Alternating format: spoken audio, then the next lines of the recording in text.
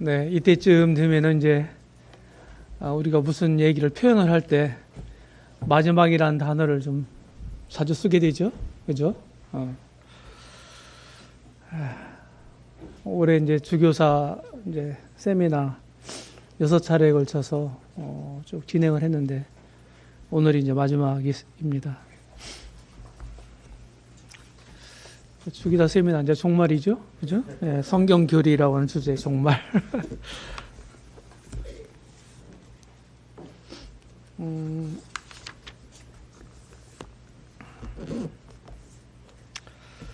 네, 종말론에 대해서는 이제 관심도 많고 또 여러 차례 들으셨을 거예요. 그래서 이제 듣는데 그치는 게 아니라 이걸 새기고 또 확실하게 이 가운데 서야 됩니다. 그리고 이제 내가 다른 사람들한테 정확하게 이렇게 설명할 수 있는 수준까지 좀 이루면 좋겠다. 이제 그렇지 않으면 표현을 못 하는 거예요. 어렴풋하게 알고 있으면은. 그죠? 예. 그런 수준 가지고 만족하지 마시라. 이렇게 말씀을 드린 바가 있습니다. 예. 네, 31번째 시간인데,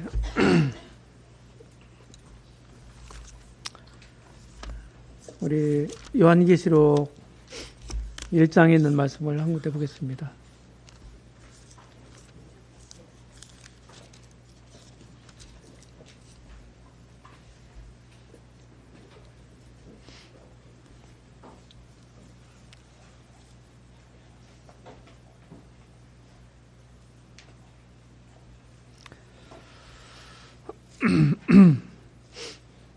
네, 사도 요한이 pat모섬에서 계시를 받고 이 요한계시록을 이제 기록하면서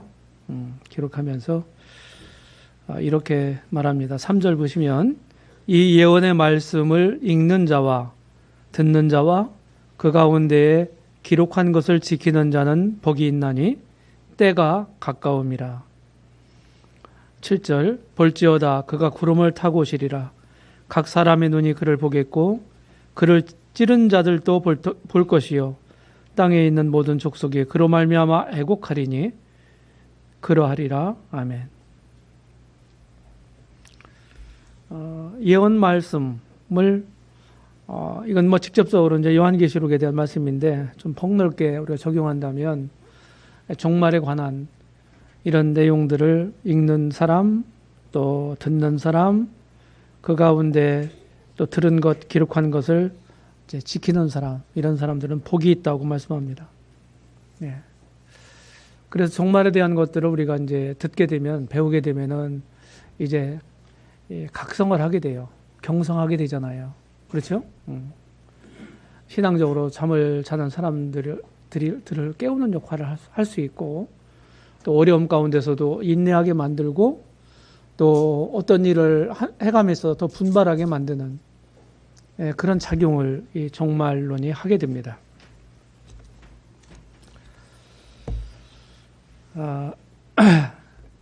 여기가 이제 호남고속도로 여산 휴게소예요. 이거 소개했나요 혹시? 소개 안 했죠? 제가 시한수를 좀 소개하려고 그러는데 이거는 지난번 10월 달에 여기 올 때 운전을 하고 쭉 오는데 시상이 떠올랐어요. 그래서 이제 화장실 갈 겸해서 여산 휴게소에 들러서 적어놨던 겁니다. 예. 제목은 가을 노래라고 하는 거예요. 예, 사냐의 초목들 흐트러진 기색 없이 제자리에 서 있다. 아직 청록 간직한 채로 서늘함과 따가움이 합작하여 그려내는 현장 속으로 빨려간다. 기막힌 가을 풍경 속으로 파랑이 군림하는 틈새로 오랜 세월 기다려온 노랑 빨강이 스며든다. 화려한 단풍을 꿈꾸면서 늘 푸르기만 할 것 같은 우리 인생도 이제는 깊은 가을 속으로 들어간다. 오색의 미학을 노래하면서. 예. 뭐 무슨 의미인지 잘 모를 수도 있어요, 그죠? 원래 시라는 게 알쏭달쏭한 거예요. 예. 그래서 쓴 사람이 약간 설명을 곁들이면 아무래도 낫겠죠. 예. 여기 우리 인생도는 이제 사실은 저희 부부를 생각한 겁니다. 깊은 가을 속 인생 후반기로 그 말기로 이렇게 들어간다 그랬어요. 늙은 후에도 지금보다 더 늙은 후에도 나이가 든 후에도 단풍의 아름다움처럼 오색의 미학처럼 아름다운 그런 노년이 되기를 꿈꾸면서 바라면서 이 시를 쓴 겁니다. 자, 종말론이 왜 중요할까요? 성경의 예언이 성취되어야 하기 때문입니다. 이제 그 중세 때 캐톨릭 시대라든지 그 다음에 개혁운동이 일어난 16세기 이후에 개혁교회 시대에도 대부분의 이 예언이 문자적으로 해석이 안 되고 영해가 됐습니다. 영해가 됐어요. 그래서 무천년이라고 하는 사상이 생긴 거예요. 그런데 19세기 1800년대에 이제 형제 운동이라는 게 일어났다고 그러잖아요. 그때 초기 형제들이 우리 형제님들이 성경을 모두 문자적 해석을 시도했어요. 이제 그게 바른 거고요. 그래서 이제 개혁자들 16세기 개혁자들이 성경을 해석할 때 캐톨릭하고 교리가 달라지고 신앙이 달라진 이유가 뭐냐? 해석학에 있는 거예요. 캐톨릭은 전부 영해를 했어요. 그런데 개혁자들은 문자적 해석을 시도했던 겁니다. 그런데 전부 하지는 못했어요. 그 예언에 대한 부분은 대부분 그냥 영해 처리를 해버린 거예요. 캐톨릭하고 똑같이. 이게 결과가 똑같이 나오죠. 그렇죠? 나중에 이제 우리 천년왕국 얘기할 때 또 나올 수 있지만 무천년이라고 하는 말은 무천년설, 무천년주의 이런 말이 이제 기독교계에 있는데 두 가지가 있어요. 캐톨릭주의적 무천년설이 있고 언약주의적 무천년설이 있어요. 서로 해석체계가 다릅니다. 그런데 왜 똑같이 무천년이 됐을까요? 이유는 딱 한 가지. 그 부분에 대해서 다시 말해 예언, 종말에 대한 부분, 종말적인 예언에 대해서 다 영해했기 때문이다. 똑같이. 이게 결과가 똑같이 나오는 거예요. 그런데 19세기 형제들은 그렇지 않았다 하는 거예요. 그래서 이 예언이 문자적으로 해석이 되고 아직 이루어지지 않은 그런 예언들은 그렇게 문자적으로 성취될 것을 그들은 굳게 믿었어요. 그 중에 하나가 뭐냐면 이스라엘의 장래에 대한 것이었습니다. 국가적 장래. 그때는 이스라엘이 멸망한 지가 얼마나 됐어요?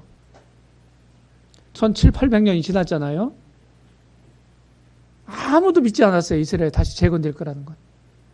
그런데 형제들은 하나님 말씀에 의해서 그렇게 이스라엘의 장래 미래가 있을 거다. 국가적 미래가 있다. 이렇게 굳게 믿었어요. 자, 지금 우리가 살고 있는 현재 비춰볼 때, 판단해 볼 때 누가 옳았어요?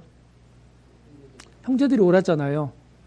그죠? 2차 세계대전이 끝난 3년 후에 1948년에 이스라엘이 독립을 합니다. 극적으로. 지금 현존하잖아요. 그래서 성경은 기록된 그대로 성취된다고 하는 것. 이런 신앙이 바른 거고 옳은 거다 하는 것입니다. 그 다음에 모든 믿는 사람들의 소망이에요. 우리 만약에 이런 미래가 예언이 만약에 그냥 오늘날에 어떤 사람들이 말하는 것처럼 그냥 영적인 의미로 그냥 그런 의미다. 문자적 의미가 아니다. 이런 우리에게 무슨 소망이 있겠어요? 뿐만 아니라 이제 하나님이 구원사라는 말을 제가 이제 썼는데 구원사는 인간이 선악과를 따먹은 이후에 타락한 이후에 하나님이 이제 구원의 플랜을 가동시키시잖아요. 그렇죠? 이거 전 과정. 이것은 이제 다른 말로 이제 구원사 또는 구속사라고 부르는데 이 구원사가 시작됐지 않습니까? 그죠? 그러면은 이 완성될 날이 오잖아요. 완성되려야 돼. 그것이 우리가 지금 오늘 공부하고자 하는 이 종말에 대한 부분이다. 시작이 있으면 완성이 있어야 맞는 거죠. 그렇죠? 예. 그냥 시작만 해놓고 마무리가 없어. 예. 그럼 찝찝하겠죠? 하나님은 시작과 알파 오메가가 되신 분이에요. 모든 분야에. 그래서 하나님의 구원사의 완성이 바로 우리가 오늘 공부하고자 하는 종말론이다. 그래서 중요하다. 어떻게 하나님이 인류사를 어떻게 마무리 지을 것인가 하는 문제들이 다 들어있기 때문에. 자, 그렇다고 한다면 우리는 좀 이런 표를 좀 여러 차례 보셨을 거예요. 중요한 표입니다. 아담을 지으시고 하나님은 모든 인류를 다루셨습니다. 그런데 주전 2000년경에 아브라함을 주권적으로 부르세요. 하나님이. 그리고 그 아브라함 너와 네 자손들을 내가 복을 주겠다. 이렇게 말씀하셨어요. 무조건적 약속을 주십니다. 그것을 가리켜서 아브라함 언약이라고 그러죠. 그렇죠? 네. 자, 아브라함과 그 후예들이 누굽니까? 이스라엘 유태인들이에요. 그래서 아브라함의 부르심으로부터 사실은 이스라엘과 이스라엘 나라 밖에 있는 이방인 이렇게 구분이 됐다고 볼 수가 있습니다. 경륜적으로. 그렇죠? 이렇게 쭉 왔어요. 약속된 메시아가 와서 구속을 완성하셨습니다. 그리고 부활하셨어요. 승천하셨어요. 승천하신 지 열흘 후에 약속된 성령이 오시죠? 그러면서 교회가 형성됩니다. 자, 교회는 에베소 2장에 있는 것처럼 유대인 중에서 믿는 사람들, 거듭난 사람들, 이방인 중에서 거듭난 사람들이 함께 교회 구성원이 됩니다. 이렇게 해서 지금은 고린도전서 10장 32절에서 말씀하고 있는 것처럼 유대인이나 헬라인이나 하나님의 교회나 거치는 자가 되지 말고 이런 말씀처럼 세 부류가 존재하는 거예요. 이런 안목이 굉장히 중요합니다. 자, 이스라엘의 경륜은 이런 겁니다. 아브라함 부르심으로부터 시작을 해서 자, 주님이 이 땅에 오실 때까지 구속이 완성될 때까지. 그런데 그 약속된 메시아를 그들이 자신들이 기다리고 있었던 메시아를 알아보지 못하고 십자가에 내쳤잖아요. 그렇죠? 그걸 죽여버렸잖아요. 다시 살아나셔서 그걸 감추려고 급급했어. 근데 그게 감춰져요? 밝은 대낮에 손바닥으로 태양을 가리는 격이죠. 안 됐어요. 승천하셨단 말이죠. 그리고서 성령이 오시고 성령의 큰 권능으로 사도들이 부활하신 예수님을 전하니까 사도행전에서 옥에 가두고 죽이고 막 그러잖아요. 그렇죠? 스테반도 죽고 사도 야고보도 죽고 이렇게 하면서 그들은 영적인 황폐기를 맞습니다. 메시아를 배척하고 부활의 메시지를 거절한 그런 대가죠. 지금도 아직 메시아닉 주라고 하는 이스라엘 사람들, 유대인들 중에서 믿는 사람들이 소수가 있지만은 대다수는 아직도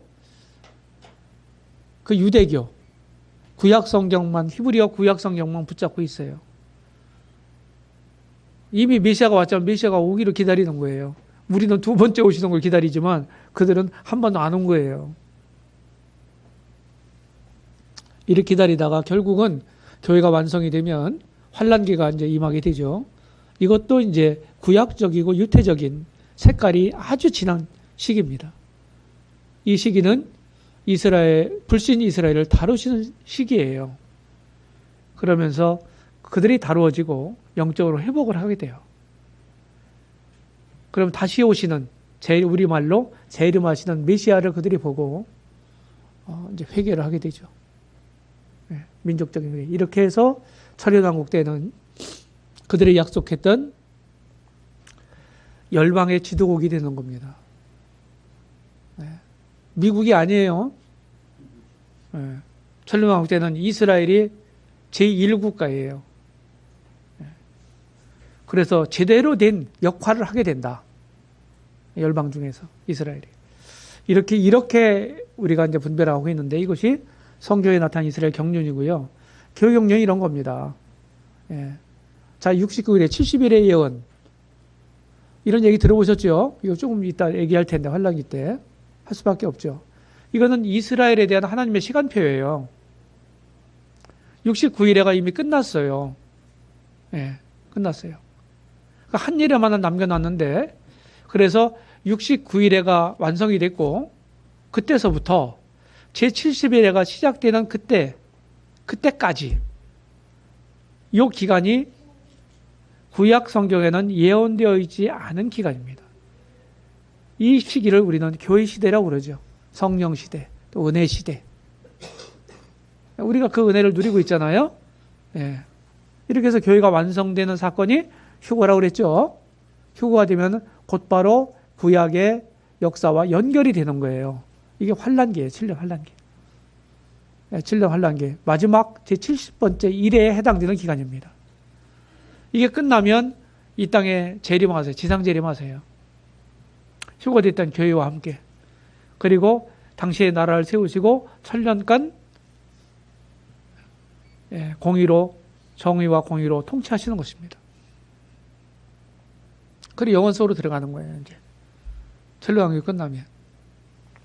이것이 이제 교회 경륜입니다. 교회 경륜. 네, 지나가고.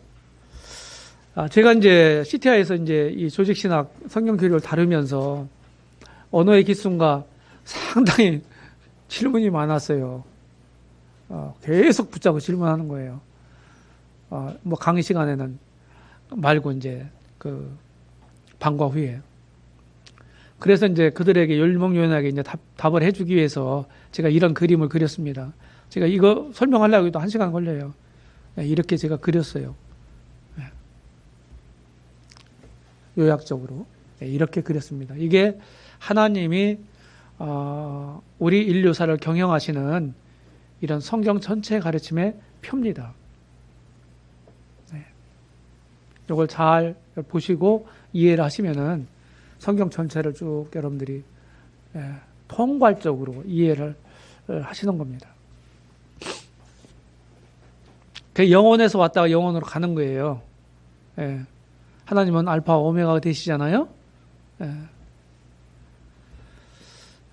자, 이 표는 옛날 겁니다. 여기 십자가가 있고요.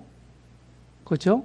예수님 탄생하심 이렇게 되어 있어요. 십자가 있고 여기 교회 오른쪽에서 왼쪽으로 갑니다. 옛날 이렇게 표기했죠?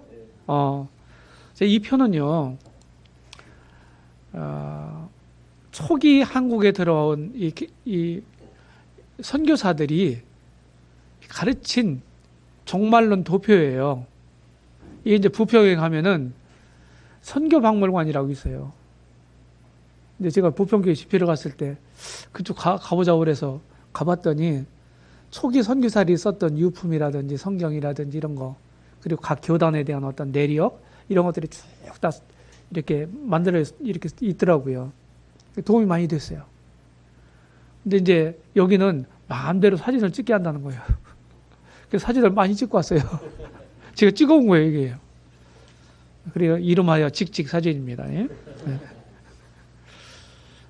그래서 지금은 이제 세대주의 그러면 막 그냥 비난하잖아요. 인터넷에 대부분 부정적인 글들이 훨씬 더 많습니다. 그런데 한국의 이 개혁교회, 개신교회가 시작될 때는 이 가르침을 했다는 거예요. 궁색한 변명을 합니다. 그들이 뭐 한국 모임의 신학의 정석을 알지 못한다. 그분들이 근본주의적이고 뭐 어쩌고 초기 선교사들이 이러면서 이제 얘기를 하는데, 이 사람들은 전부 이제 그 개약 신학자들, 언약주의자들이에요. 언약주의자 대부분 그런 얘기들을 해요.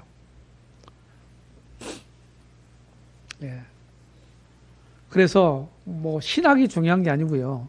성경을 해석하면 그 결과가 나올 거 아니에요? 그렇죠? 그것을 체계적인 정리를 하면 그게 신학이라고 얘기할 수 있는 거예요. 신학을 뭐 우리는 부정적인 의미로 생각을 하는데 전부 우리가 신학교라고 하는 데를 꼭 다녀야 신학한 게 아니고 저는 신학교를 간 적이 없잖아요. 근데 제가 가만히 보니까 제 신학이 있더라고요. 제가 지금 말씀드리는 것이 제 신학이에요. 제 믿음이에요. 그러니까 성경을 공부하면 하나님을 알게 되고 하나님 뜻을 알게 되고 하나님 경륜을 알게 되잖아요. 그렇죠? 그런 것들을 잘 분별해서 그것을 체계화한 게 뭡니까? 우리가 지금 공부하는 이 성경 교리라는 거란 말이에요. 이걸 다른 말로 조직신학이라고 하잖아요. 그렇죠? 그 신학이 별거 아닌 거예요. 그래서 우리 모두는요, 여기 계신 우리 형제자매님들이, 형제자매는 전부 지금 신학자들이에요. 성경 공부하고 하나님 배우는 사람들이잖아요. 맞아요? 신학교에서만 신학 가르치는 거 아니에요. 자, 오늘 이제 첫 번째가 이제 시간이 많이 걸리는데, 그냥 대충 갈 겁니다. 대충. 큰 대자, 충성할 충자입니다. 양이 많아요. 자, 휴거. 이 휴거는 교회에 속한 경륜이다. 오순절날 성령이 강림하심으로 교회가 시작됐다. 그러니까 성령 강림은 교회 시작을 알리는 종소리였습니다. 휴거는 교회 완성을 알리는 종소리예요. 그래서 이 휴거의 대상, 이것이 구약 성도들까지 포함하느냐 안 하느냐, 이런 것들이 이제 세대주의자 안에도 의견이 갈립니다. 근데 저는 그렇게 보지 않아요. 경륜상 다르기 때문에 여기는 오순절 이후에 거듭난 사람들, 휴거 때까지 이 사람들만 포함된다. 저는 그렇게 보는 사람입니다. 세대주의 안에도 이 두 가지 의견이 있어요. 모임 형제님들도 의견이 두 가지가 있습니다. 저는 교회에 속한 사람들만 대상이 된다. 이렇게 말씀을 드리겠습니다. 그럼 구약 성도들까지 여기 휴거 때 다 포함된다. 이리 가르치면은 여러분들이 어떤 의견을 여러분들이 가져야 될 거예요. 신앙이라는 건 회색 시대는 없어요. 회색 지대는 없다고. 모아지면 도구요. 흰색 아니면 검은색이에요. 아셨죠? 그래서 자신이 어떤 입장을 갖느냐, 그러면은 내가 왜 이런 입장을 가졌는지를 성경을 통해서 변증할 수 있어야 돼요. 근데 성경이 이런 이유 때문에 내가 이렇게 분별한다. 이 부분에 대해서. 그런데 나와 다른 분별을 가지고 있는 사람들이 있죠. 있을 수 있죠. 근데 만약 예를 들어서 휴거는 인정하는데 구약 성도들도 포함되어 있다. 아니다. 신약 성도만이다. 이 두 가지 의견 중에 어느 한 가지를 입장을 취한다 할지라도 그건 이단은 아닌 거예요. 이해되시죠? 너무 비난하지 마세요. 근데 제가 꼭 얘기하고 싶은 건 자신의 입장을, 분별하는 입장을 성경적으로 설명할 수 있어야 된다. 이해되시죠? 무슨 얘기인지? 네. 휴거라고 하는 말은요, 제가 이제 그런 얘기도 말씀을 드렸던 것 같은데, 수고로 번역된, 특별히 고린도, 여기, 데살로니가전서 4장, 17절에 이제, 공중으로 끌어올려, 주를 영접하게 하시리니 하는 말, 끌어올려라는 말이 있잖아요. 이 끌어올려라는 말이 이제, 원래 성경 원어에는 하르파조라고 하는 단어가 사용됐다고 하는 거죠. 하르파조. 이 말은 강력한 수동적 의미를 가지고 있어요. 그러니까 강력한 힘에 의해서 낚아채가다 그런 뜻이에요. 낚아채가다. 내가 스스로 어떤 의지적으로 결정을 해서 되는 게 아니에요. 내 의사와는 전혀 상관없이 그렇게 되어지는 거예요. 이게 수동태라고요. 쉽게 얘기해서. 수동태는 내가 행위하는 게 아니잖아요. 그죠? 주어가 행위하는 게 아니잖아요. 행위를 당하는 거지. 문법상. 그렇죠? 예. 그래서 사도행 8장에 보게 되면 에데페네시가 빌립에게 침례를 주고 이제 둘이 물에서 올라올 때 성령께서 빌립을 이끌어갔다 하는 말이 나오죠. 생각나죠? 그 이끌어갔다는 말이 뭡니까? 그게 하루파주라는 단어예요. 똑같은 단어예요.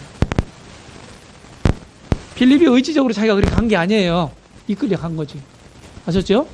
그래서 휴거는 강력한 힘에 의해서 낚아채 올라가다 하는 뜻입니다. 그래서 여기서 휴거란 말이 생겼어요.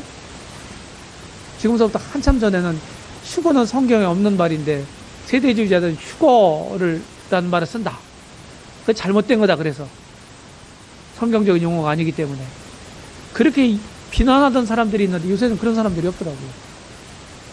쏙 들어갔어요. 이제 원어를 보니까 그게 아니거든요. 맞거든요. 휴거 대사가 제가 말씀드렸습니다. 휴거 시기 빨리 볼게요. 휴거가 아예 없다고 하는 사람들이 있습니다. 없다고 하는 사람들. 이 사람들은 세대주의 밖에 있는 사람들이죠. 그렇죠? 적어도 세대주의라고 하는 이 큰 틀 안에 뭐 여러 가지로 구분을 해요. 고전적 세대주의, 수정 세대주의, 점진적 세대주의 뭐 이런 거.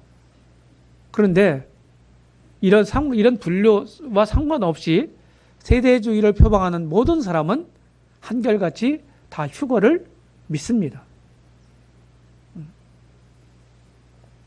그래서 휴거 없다고 하는 사람들이 있어요. 이 사람은 우리 세대주의 밖에 있는 사람들이고요. 그 다음에 시한부 종말론자들이 있습니다. 시한부 종말론자들. 이 시한부 종말론자들. 그래서 우리 밖에 있는 사람들이 세대주의를 비난할 때 꼭 들어가는 항목 중에 하나가 세대주의는 시한부 종말론의 빌미를 제공했다. 이렇게 얘기를 합니다. 그게 어떤 면에서 사실일지 모르겠습니다. 그래서 우리는 이런 것들을 믿고 가르칠 필요가 있지만은 날짜를 계산하고 언제쯤 될 거야 이런 표현도 쓰지 말아야 돼요. 성경은 그때와 그 시기를 알지 못한다고 말씀하고 있는데 내가 안다고 표현한다면 그것이야말로 잘못된 거 아니에요. 맞죠? 벌써 성경을 벗어난 거예요. 이단성을 갖는 거예요. 그렇게 하지 말자. 우리 과거에 그렇게 많이 했어요. 저도 처음에 이제 제대를 하고 대전에 나와서 이제 교회 생활을 하면서 예언 공부를 막 하면서 신났어요. 그때 막 미국의 국무장관 키신저가 중국 왔다 갔다 하면서 막 이럴 때거든요. 키신저가 적그리스도라고 그랬어요. 그때요. 에? 그거 유태인 그 피가 흐른대요. 그러니까 막 딱 들어맞는 거예요. 얼마나 신났는지 몰라.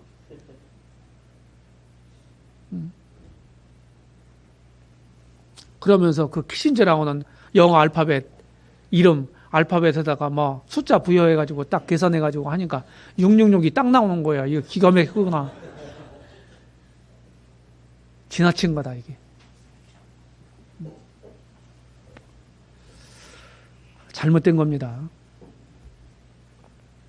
그 다음에 무휴거설이 이렇게 이제 되는 거고요. 교회시대 끝나고 지상재림한 다음에 이제 영혼으로 들어간다. 무천년주의자들 얘기죠. 부분휴거설이 또 있습니다. 이 부분휴거설은 7년 환란기 가운데서 여러 차례 나누어서 휴거가 이루어진다. 이렇게 보는 견해예요.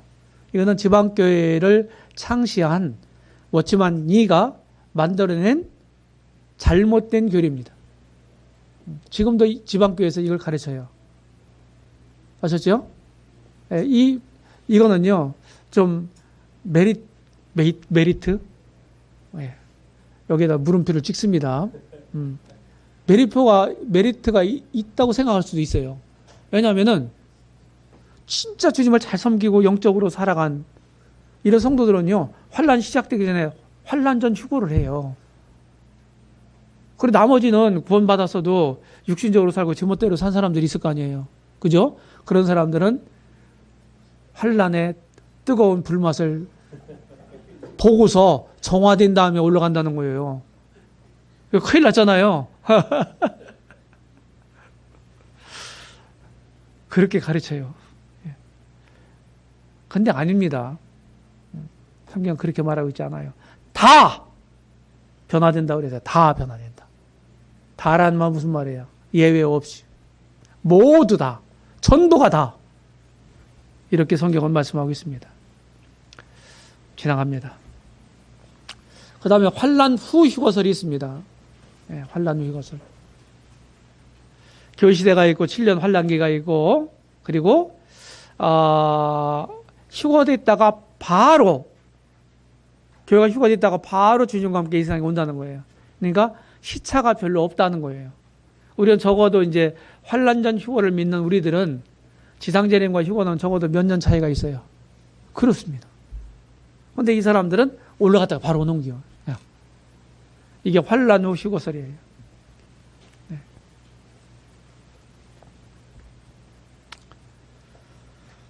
이 조지 레드라고 하는 사람이 아주 유명한 그 학자거든요. 이 사람 좀 설명하면 이 사람이 원래 달라스 신학교로 이 사람이 나왔어요. 출신이에요. 근데 이 사람 원래 세대주의자였습니다. 근데 공부를 하다가 전향했어요. 세대주의를 포기했어요. 그리고서 이 사람이 이제 그냥 전천년주의는 그냥 유지를 합니다. 휴거는 우리가 얘기하는 환란 전 휴거 이런 것들은 없다. 이렇게 보는 거예요. 전천년주의자예요. 이 사람은 가시적인 천년왕국이 있다고 이렇게 하는 사람입니다. 그래서 조금 좀 거시기하죠, 그죠? 이 더글러스 무라고 하는 학자는 세대주의자예요. 그럼에도 불구하고 이렇게 이제 보는 거예요. 썰은 여러 가지가 있죠, 그죠? 그 다음에 이제 환란 후 휴거의 문제점은 뭐냐?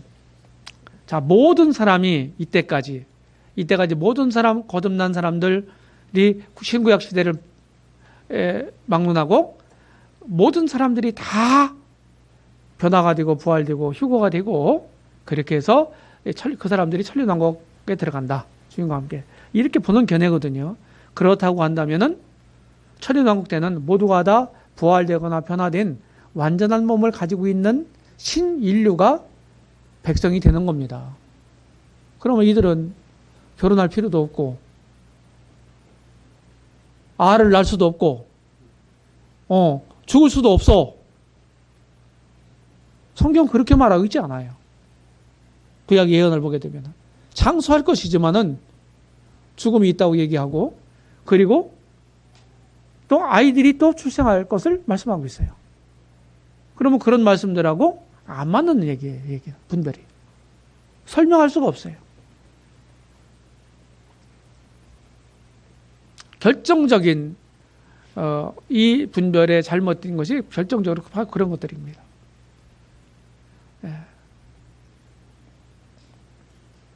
그 다음에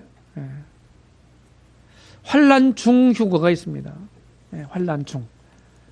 환란 중반에 이렇게 이제 휴거가 된다.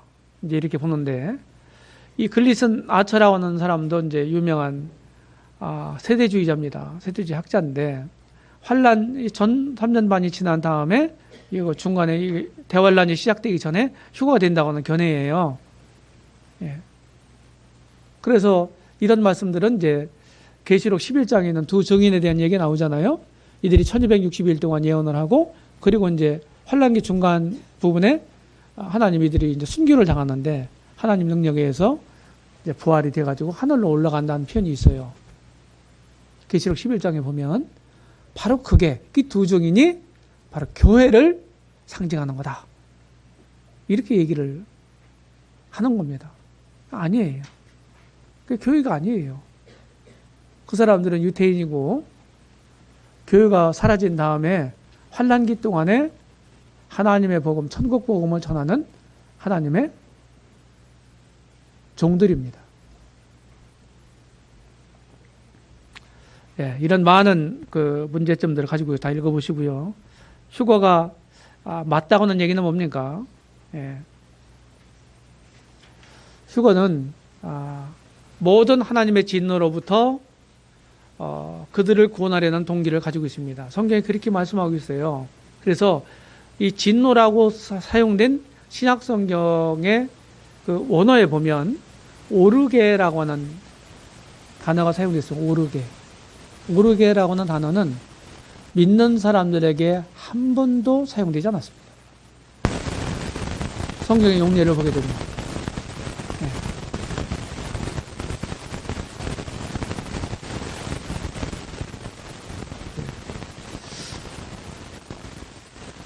네, 환란 전 휴거, 환란 후 휴거. 네. 그걸 잘 보세요.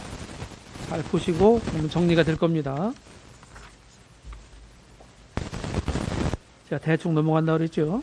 예. 뭐 설명을 이렇게 자세히 이거 한참 더 설명하려면 힘들어요. 그죠? 예. 보시고 우리는 환난 전 휴거를 믿습니다. 환난 전 휴거. 예. 계시록 3장 10절에 보게 되면은 시험의 때를 면하게 해주겠다. 빌라델피아 교회 이렇게 약속하셨어요. 시험의 때.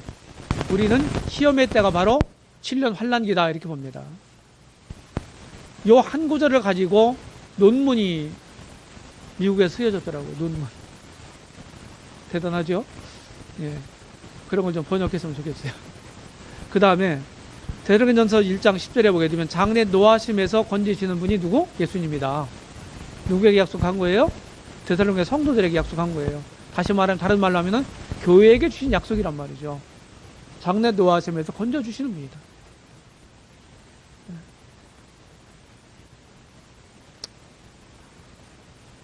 이런 말씀들을 우리가 이제 종합해 볼 때 이 환란은 이스라엘과 직접적인 관계가 있습니다.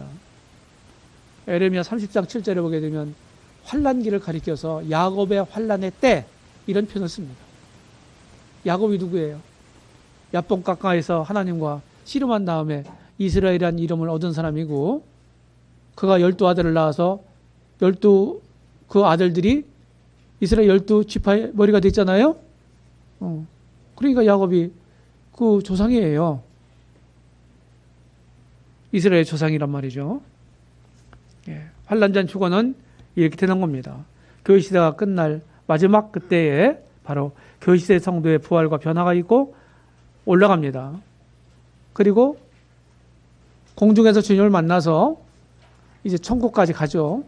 하나님 보좌까지. 그리 갔다가 이제 그리스도 심판대나 이런 것들 어린 양 혼인 이런 것들을 거쳐서 함께 이 땅에 오도록 되어 있어요. 골로새서 3장 4절에 보게 되면은 믿는 교회 시대에 믿는 성도들에게는 우리가 그와 함께 그리스도와 함께 나타나리라. 이 땅에 올 거다 우리가 함께. 그러면 이미 휴거된 사람들이 주님과 함께 이 땅에 이 지상에 주님과 함께 같이 온다 이런 표현이 되는 겁니다. 이렇게 해서 환란기가 쭉 지속이 되고 그래서 다니엘의 70번째 일회가 이때 성취가 되는 겁니다. 그리고 메시아가 오세요. 두 번째 재림이라고 그러죠. 예. 그리고서 이때에 구약 성도와 환란기 순교자들이 부활을 합니다. 예. 계시록 20장에 보게 되면 20장 4절 하반절 그 천려 나오게 돼요. 예. 그래서 부활되거나 변화된 완전한 영적인 몸을 가지고 있는 사람들은 통치를 받는 사람이 아니라 그리스도와 함께 통치하는 사람들이에요. 그리스도의 통치에 참여하는 사람들이다 하는 거예요.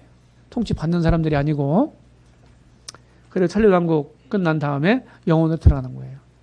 그러니까 하나님의 인류에 대한 경륜이 여기까지인 거예요. 크고 힘보자 심판 때까지. 그것으로 모든 하나님의 경륜은 마감되는 겁니다. 마무리되는 거예요. 이렇게 그릴 수가 있고요. 그래서 믿지 않는 사람들이 환란기를 맞게 되죠. 그죠? 예.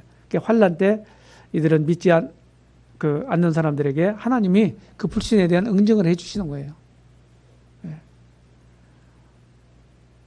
이렇게 해서 결국은 천륜왕국 때는 신구약 모든 성도들이 영화를 얻습니다. 예. 환란을 통과한 사람들, 열방의 심판을 통과하고 열방의 심판을 통과해서 양으로 분류된 사람들, 이런 사람들이 천륜왕국의 시민이 되는 겁니다. 해리 아이언사이드라는 형제님이 있죠. 또 여러분들 그 세미나 북에 있으니까 잘 읽어보시기 바랍니다. 휴거와 동반되는 사건들. 소리가 몇 가지 소리가 있죠? 그렇죠? 주께서 호령과 천사장의 소리와 하나님의 나팔로 친히 하늘로 쫓아 강림하신다 그랬잖아요. 그죠? 그러니까 이런 소리가 나면서 공중으로 끌어올려가요. 지금 이렇게 동시적인 사건들 이렇게 해서 몇 가지를 쭉 나열을 했는데 이거는 논리적인 나열이고 순서고 실제로는 순식간에 일어나는 거예요. 눈 깜짝할 사이에. 눈 깜짝할 사이에. 그래서 바로 휴거는 교회가 우리의 원수 사탄에게서 최종적으로 승리하는 그런 날입니다. 휴거되는 날이. 자, 공중이 에베소 2장 2절에 의하면 사탄은 지금 공중의 권세 잡은 자로 있죠? 그렇죠? 공중의 권세 잡은 자. 자, 우리가 주님을 처음 만나는 데가 어디예요? 공중이잖아요. 휴거 때. 그죠? 그리고 그 공중은 사탄의 본부예요. 본부. 군대로 따지면은요, 사령부라고요. 악의 세력의 사령부. 거기를 우리가 점령하는 겁니다. 그리스도가 우리의 사령관이고 우리는 그의 군대란 말이죠. 그렇죠? 군사적으로 표현하게 되면 거기를 점령하는 거예요. 사탄이 끝장난 겁니다. 이제 휴거는 끌어내는 일이고요. 끌어내는 거. 지금도 우리 육신을 가지고 있고 또 사탄이 멀쩡히 살아서 지금 역사하고 있고 세상이 있잖아요. 이런 3대 영적 적들이 있단 말이죠. 이런 속에서 우리가 진짜 신음하면서 주님을 배우고 따르고 있어요. 근데 이런 모든 고통으로부터 이런 불합리로부터 우리가 온전하게 구원되는 날, 건져지는 날, 탈피되는 날, 그날이 언제냐? 휴거 때다. 더 이상 경험하고 싶어도 못해요. 휴거 이후에는. 끌어올려지는 것입니다. 위로. 자, 주님의 교회 머리라고 그랬잖아요. 우리는 그 몸이라고 그랬잖아요. 우리 믿는 사람들은. 그죠? 교회는. 근데 이게 지금은 뭡니까? 그냥 영적인 의미고 논리적인 설명만 하는 거예요. 근데 이때는 실제로 그렇게 되는 거예요. 그래서 항상 주와 함께 있습니다. 머리와 몸은 뗄래야 뗄 수 없는 불가분의 관계잖아요. 휴거 직후에는 이제 주님과 항상 붙어 다닙니다. 바늘 가는데 실 가는 것처럼.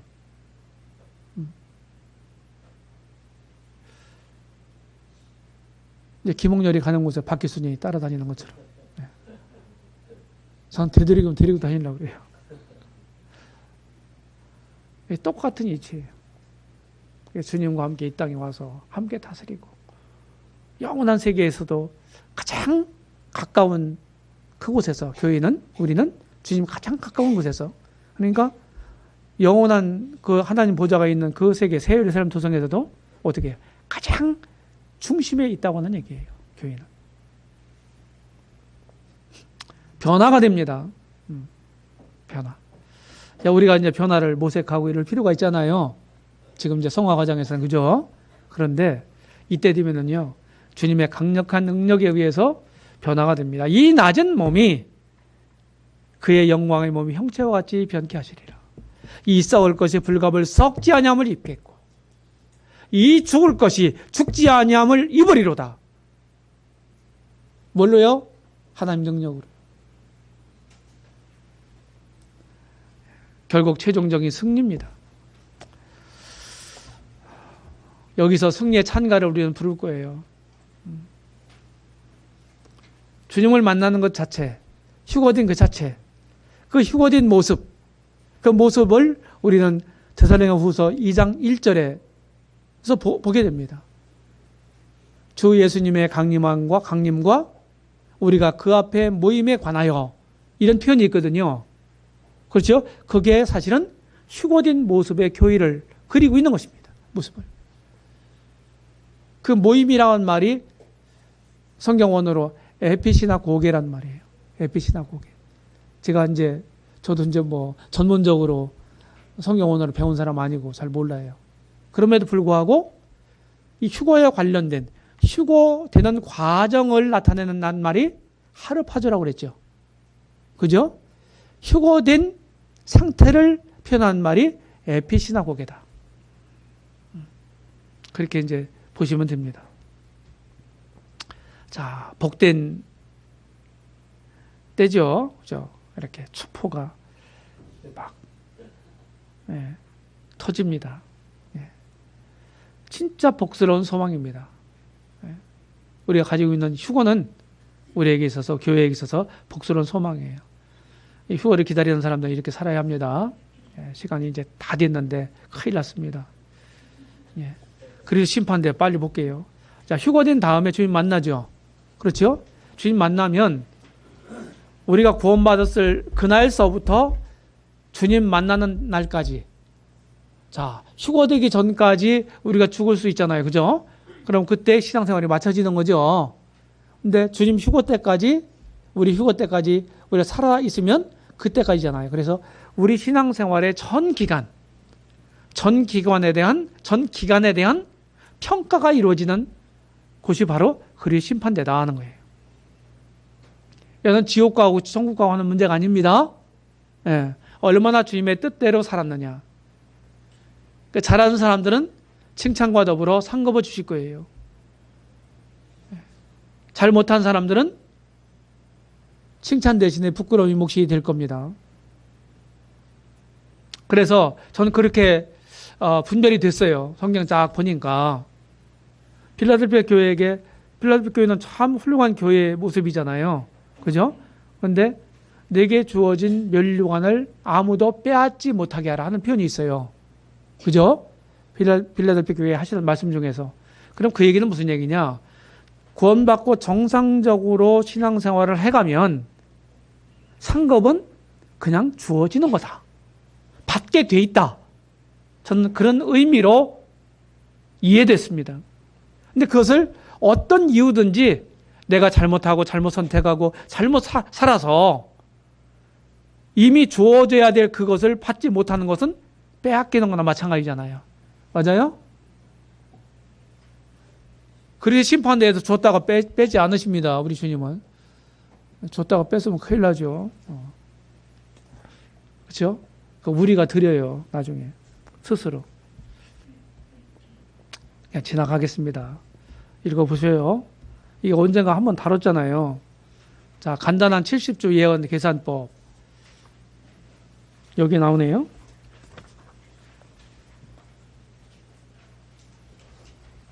네.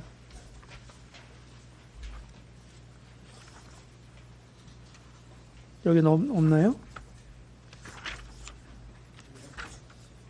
네. 저쪽 환란계 다룰 때 있죠? 네, 그쪽에 있는데 여기 잘못된 것 같습니다. 거기 가서 보죠. 자, 상급 내용. 저는 고린도후서 5장 10절 말씀이 그리스도의 심판대에 대한 가장 아주 선명한 표현이다. 그렇게 봅니다. 이 짤막한 이 구절을 사실은 이렇게 제가 10가지로 분석을 해봤어요. 예외 없이 모든 거듭난 크리스천은 이 심판대 앞에 서게 됩니다. 그리고 그 선악간의 그 몸으로 행한 것을 따라 받습니다. 그 몸으로 행한 것을 따라 받는다. 생각만 가지고 있으면 안 돼요. 그래서 무슨 얘기 아시죠? 좋은 생각이 있으면 발로 실행을 해야 돼요. 그래서 상급 심판, 이 그리스도의 심판대는 구원은 은혜로 주어지는 거지만은 상급은 뭡니까? 우리 행위를 보고 주시는 거거든요. 그래서 보상적이다. 예. 이렇게 말씀을 드리겠습니다. 어떻게 살았느냐? 그게 중요한 거예요. 내가 그냥 한번 아무렇게 살고 그냥 지나가 버린 어제가 돼버리면 그냥 영혼 속에 묻히던 것 같, 그런 생각이 드는데 절대 그렇지 않다. 드러날 자리인데 여기 심판대 앞에 드러나 그랬죠. 드러나. 공개된다는 게 공개. 두렵지 않아요? 도구입니다. 도구는 뭡니까? 심판의 도구는 불입니다. 불. 우리가 이제 어떻게 행했느냐, 그걸 가리켜서 이제 전체적으로 그걸 공력 또는 공적이라고 이제 표현하는데, 그것은 이제 상징적으로 이렇게 표현했어요. 공적에는 두 가지 종류가 있다. 불에 타는 공적이 있고 불에 안 타는 공적이 있다는 거예요. 불에 안 타는 공적만이 상급을 받는다. 불에 타버리는 공적은 상급을 받지 못한다. 이렇게 성경은 말씀하고 있는 겁니다. 그래서 사실은 우리가 구원받는 문제, 이런 문제는 죄인에게서, 외인에게서 어떻게 됩니까? 하나님 자녀가 되는 거잖아요. 그렇죠? 그런데 이 심판, 우리가 이제 상급을 뭐 받고 안 받고 이런 심판, 그렇죠? 심판대에 임하는 건요, 주종 관계에서 임하는 거예요. 예수님은 주님이시고 주인이세요. 그리고 우리는 종이란 말이죠. 그래서 주인이 종들에게 일을 시켰는데 얼마나 잘했는지 한번 봐야 될 거 아니겠어요. 그죠? 그래서 주인이 종을 판단하는 기준이 뭐냐? 얼마나 충성했냐 이거예요. 종의 뜻대로, 의견대로, 그 명령대로 얼마나 충성했냐. 이 충성도를 시험할 거예요. 어떻게 해야 충성할 수 있나요? 이 충성이라는 말이 신실하다고는 이 말과 같습니다. 언어상 뜻이 같아요. 미쁘다, 믿음직하다, 신실하다, 충성스럽다, 다 같은 개념이에요. 여러분들이 충성된 사람입니까?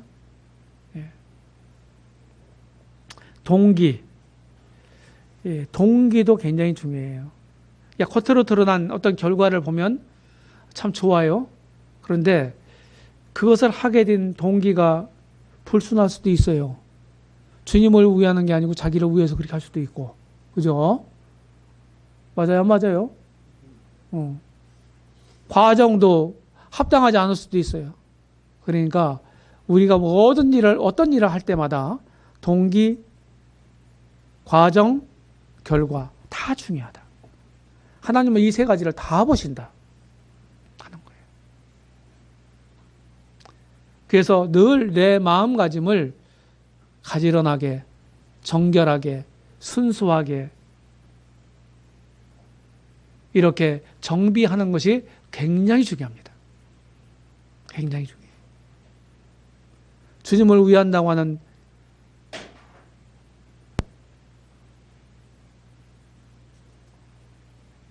그렇게 척하면서도 나를 위하는 것이 될 수도 있다. 그렇죠? 내가 더 뭐가 더 되기 위해서, 내가 더 인정받기 위해서, 그건 주님을 위해서 한 일이 아니에요. 자기를 위해서 한 일이지, 그죠? 그런 것들은 다 제껴질 거예요.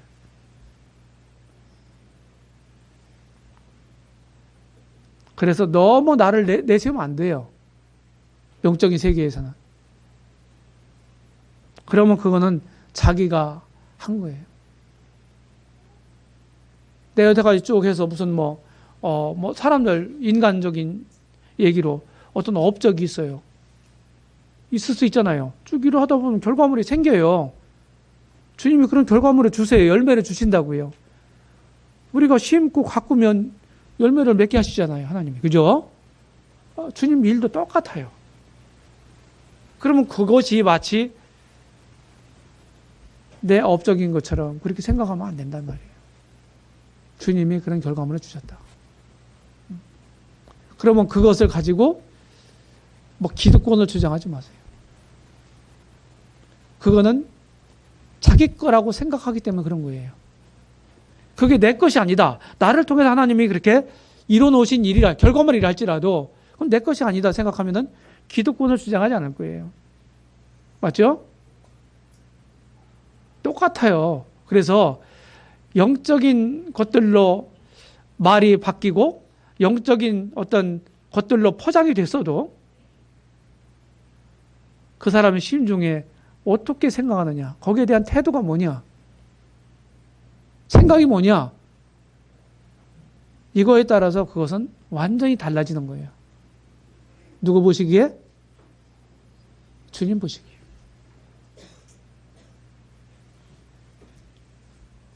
결과는 뭡니까? 그래서 제가 생각했어요. 생각해 봤더니 어떻게 하면 불에 안 타는 공력으로 나타날 수 있겠나, 그런 생각을 한번 제가 묵상을 한 적이 있어요. 그래서 말씀대로 행하는 거다. 말씀대로. 우리는 최고의 가치를 말씀대로 행하는 것이 우리 모임의 가치잖아요. 근데 잘 안 되는 것 같아요. 안 되는 구석이 있어요.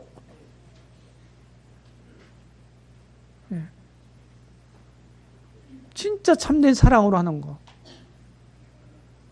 진실하게 하는 거, 거짓 없이 겸손하게 행한 거, 충성스럽게 행한 거, 이런 것들이 결국 나중에 불에 타지 않는 공력으로 나타나게 될 거고, 그것이 상급으로 주어질 거다 하는 것입니다. 지나가겠습니다. 자, 면류관을 봤죠? 이런 면류관이란 말은요, 이 고대 올림픽을 여러분이 상상하셔야 돼요. 고대 올림픽에는 우승자에게 뭘 씌워줬다고 그래요? 월계수관, 그죠? 예. 그걸 이렇게 엮어서 씌워줬대요. 이제 그거 생각하시면 되는 거예요. 그걸 이제 면류관이라고 표현되어 있고요. 요새는 뭐 다 메달로 하잖아요. 요새는. 그래서 이런 어떤 면류관이라고 하는 것은 전부 상급에 대한 상징적 용어다, 이렇게 보시면 돼요. 신약성경에 표현되어 있는 면류관이라는 표현이. 그렇게 다 봤습니다. 어떤 사람들은 썩지 않는 면류관도 그냥 여기 4가지에다가 1가지 더해 5가지다, 이렇게 하는데, 저는 이렇게 분류를 해보았습니다. 면류관이라는 것은 썩는 면류관이 있고 썩지 않는 면류관이 있다. 근데 썩지 않는 면류관들이 면류관 속에 이렇게 4가지가 있다. 저는 이렇게 생각을 했습니다. 자, 이게 이제 하나님 보좌 계시록 4장에 있는 것을 팻 스미스라고 하는 크리스찬 여인이 그렸어요. 하나님 보좌고요. 여기 12보좌, 24보좌 이외에 면류관 쓰고 흰 옷 입고 앉아 있잖아요. 이것은 계시록 2장과 3장 7교회에 이기는 자들에게 약속한 지금 행태입니다. 그래서 저는 24장로가 신약교회라고 봐요. 신약교회에 주신 약속대로 이들이 행색을 하고 있어요.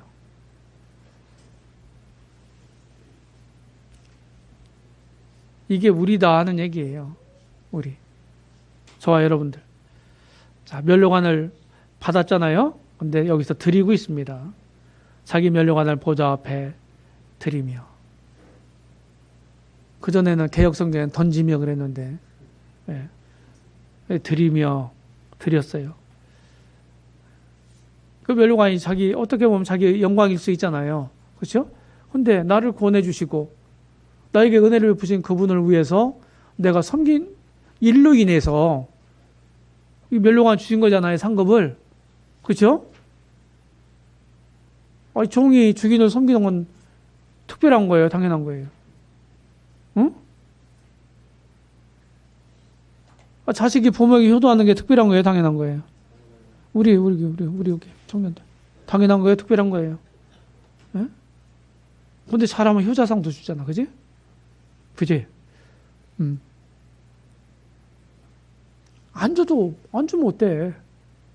안 줘도 상관없는 거죠.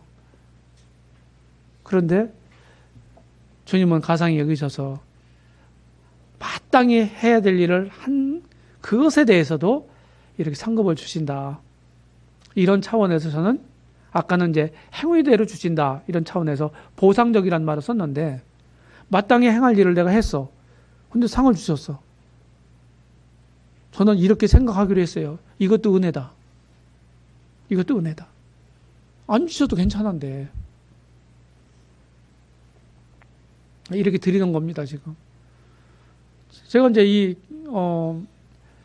전에 여러분, 여기 청년들이 좀 있는데, 청년들 시기에 제가 요한계시록 읽으면서 이 드리더라고요.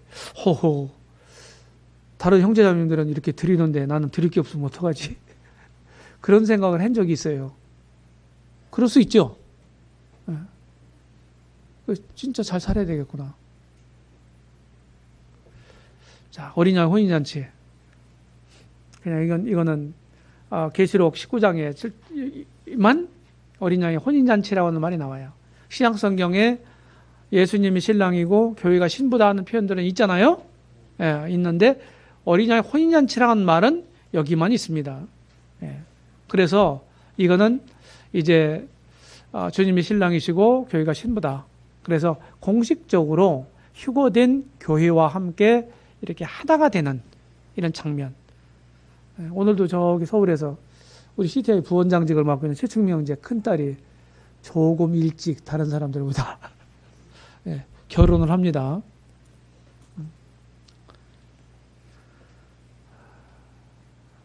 결혼해서 청춘 남녀가 하나가 되는 거잖아요. 그죠? 부부가 되는 거잖아요. 부부는 뭐 일심동체라는 말이 있지 않습니까? 이렇게 주님과 완전히 이제 어떻게 돼요? 지금도 영적 연합을 하고 있죠. 연합이 됐죠. 믿는 순간에. 그죠? 이 어린 양 혼인잔치를 통해서 온전한 연합을 이루는 겁니다. 주님과 함께 계속 다니는 거예요. 주님이 가진 모든 영화 바로 교회일 거고, 주님이 가진 모든 소유 다 교회일 거고. 예. 여기 부부들 뭐 기운들이 있는데 딴 주머니 찾는지는 모르겠지만은 예. 예. 그 돈이요, 그죠? 그 주머니가 그 주머니고. 이제 이런 의미가 있다 이렇게 보시면 돼요. 이게 이제 이런 혼인잔치 이런 것들, 혼인, 결혼 이런 걸 얘기를 하려면은 유대인의 혼인 풍습을 좀 알아야 돼요. 이제 그런 것들 여러분 공부해 보시면 좋겠고, 이게 유대인의 결혼한 풍습이에요. 이게 후파라고 하는 건데, 후파, 하얀 천이 신부가 있잖아요. 그래서 이런 것도 좀 여러분들이 좀 보시면 좋겠습니다. 자, 시간이 좀 지났는데 10분간 휴식하겠습니다.